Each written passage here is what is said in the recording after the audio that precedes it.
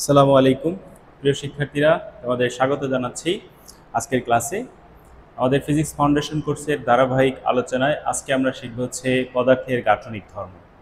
পদার্থের গাঠনিক ধর্ম শেখার আগে আমরা পদার্থের তিনটি অবস্থা সম্পর্কে এর আগের ক্লাসে জেনেছিলাম। সেটা ছিল কঠিন, তরল ও গ্যাসীয়। তো আমরা এই তিনটি পদার্থকে দুটি সাব গ্রুপে ভাগ করব গাঠনিক ধর্ম বোঝার জন্য।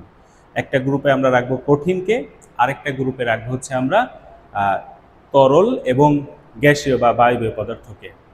তো কঠিন পদার্থের ধর্ম নিয়ে আমরা প্রথমে আলোচনা করব। যে কঠিন পদার্থের ধর্মের মধ্যে আমরা প্রথমেই যেটা সবচেয়ে ইম্পর্টেন্টলি আমাদের আলোচনা করতে হয়, স্থিতিস্থাপকতা। এটি পদার্থের একটি বিশেষ ধর্ম, ইংরেজিতে যেটাকে আমরা ইলাস্টিসিটি বলি। যে এই ইলাস্টিসিটি বা স্থিতিস্থাপকতা বিষয়টা কি?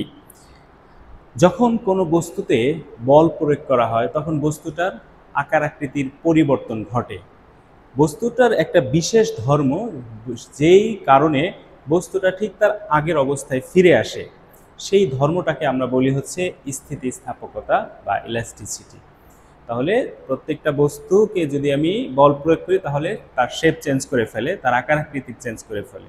তাহলে বলকে যদি আমি আবার অপসারণ করে নেই তাহলে সে তার আগের অবস্থায় ফিরে আসে। এই যে যেই কারণে ফিরে আসে, যেই ধর্মের কারণে ফিরে আসে, সেই ধর্মটাকে আমরা বলি হচ্ছে স্থিতিস্থাপকতা।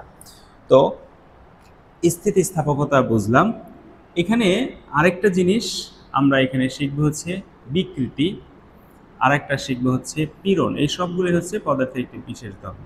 বিকৃতি হচ্ছে বস্তুতে যখন বল প্রয়োগ করা হবে তখন বস্তুটার যে আকার আকৃতির পরিবর্তন ঘটে, সেই বিষয়টাই আসলে বিকৃতি আমরা বলে থাকবো। তো বিকৃতিকে যদি আমরা স্পেসিফিকলি বলি যে একক মাত্রায় যে পরিবর্তন, এখানে কথাটা ভালো করে খেয়াল করো, একক মাত্রায় যে পরিবর্তন সেইটাকে আমরা বলবো হচ্ছে বিকৃতি। আর পীড়নটা কি? পীড়নটা হচ্ছে একক ক্ষেত্রফলের উপর প্রযুক্ত বল, আমরা এভাবে বলি। পীড়ন হচ্ছে F/A, প্রতিরোধ বল। একক ক্ষেত্রফলের উপর প্রযুক্ত প্রতিরোধ বলটাই হচ্ছে পীড়ন। অর্থাৎ আমি যখন কোনো বস্তুর বিকৃতি ঘটাতে চাবো, সেই বস্তুটা বিকৃতি ঘটাতে বাধা দিবে বা প্রতিরোধ করবে। একক ক্ষেত্রফলে যে প্রতিরোধ বল পাওয়া যাবে সেইটাকে আমরা বলবো হচ্ছে পীড়ন। এইখানে আরেকটা জিনিস আমাদের জানতে হবে, সেটা হচ্ছে হুকের সূত্র। হুকের সূত্র হুক বলছে যে স্থিতিস্থাপক সীমার মধ্যে এই পীড়ন আর এই বিকৃতির অনুপাত সবসময় একটা ধ্রুব সংখ্যা হয়। সেটাই হচ্ছে আমরা সেই ধ্রুব সংখ্যাকে বলি হচ্ছে স্থিতিস্থাপক গুণাঙ্ক।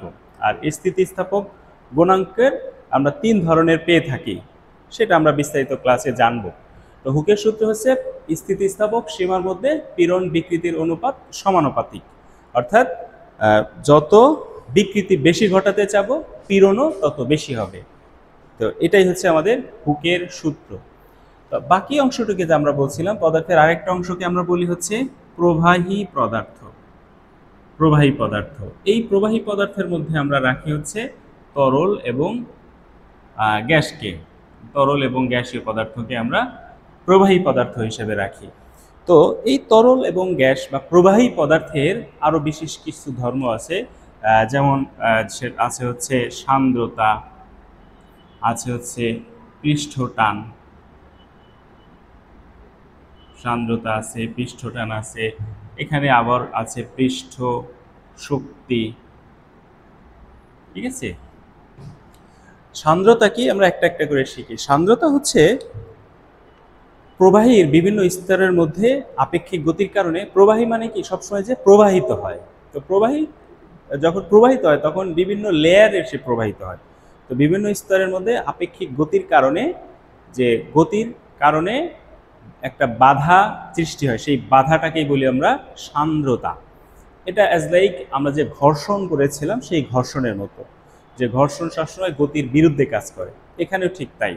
তবে ঘর্ষণ বল আর এখানে সান্দ্রতার কারণে যে বল আসে সেই বলটাকে আমরা সান্দ্র বল বলবো। এই ঘর্ষণ বল আর সান্দ্র বলের মধ্যে কিন্তু কিছুটা পার্থক্য আছে, সেটা আমরা বিস্তারিত ক্লাসে শিখব। পৃষ্ঠটান কি?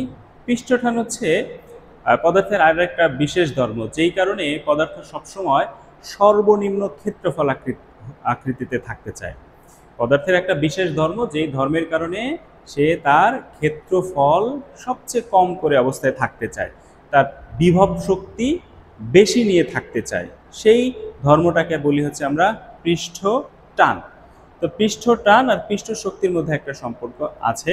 পৃষ্ঠ শক্তি হচ্ছে যে আমরা যদি ক্ষেত্রফল, কোনো তরলের পৃষ্ঠের ক্ষেত্রফল বৃদ্ধি করতে চাই, তাহলে আমাকে যে পরিমাণ কাজ করতে হবে সেই কাজকে আমরা বলি আসলে পৃষ্ঠ শক্তি, বা যে পরিমাণ শক্তি নির্গত হবে সেই শক্তিকে বলি আমরা হচ্ছে পৃষ্ঠ শক্তি।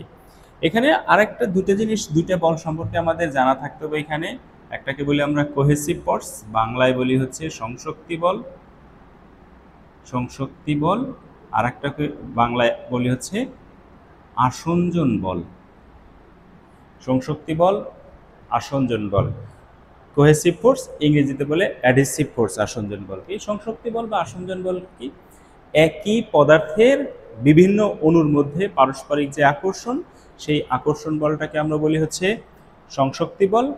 আর দুইটা ভিন্ন পদার্থের অণুর মধ্যেই যে আকর্ষণ বল, সেই আকর্ষণ বলটাকে বলি হচ্ছে আমরা আসঞ্জন বল। ঠিক আছে?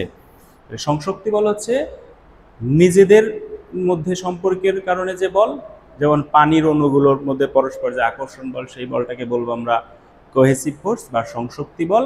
আর আসঞ্জন বল হচ্ছে পানি বা পানির সাথে যদি আমি অন্য কোনো পদার্থ বলি, যেমন এইখানে এটার উদাহরণ বলি, যে আমি যে কলম দিয়ে লিখতেছি, কলমের কালি এবং এই বোর্ডের মধ্যে একটা আকর্ষণ বল আছে, যার কারণে কিন্তু এই লেখাগুলো পড়ে যাচ্ছে না। ঠিক আছে? তাহলে কি এই দুইটা একটা বল দ্বারা আটকে আছে। তাহলে কলমের কালি আর হচ্ছে বোর্ডের মধ্যকার যে আকর্ষণ বল, সেই বলটাকে বলবো হচ্ছে আমরা আসঞ্জন বল। ঠিক আছে?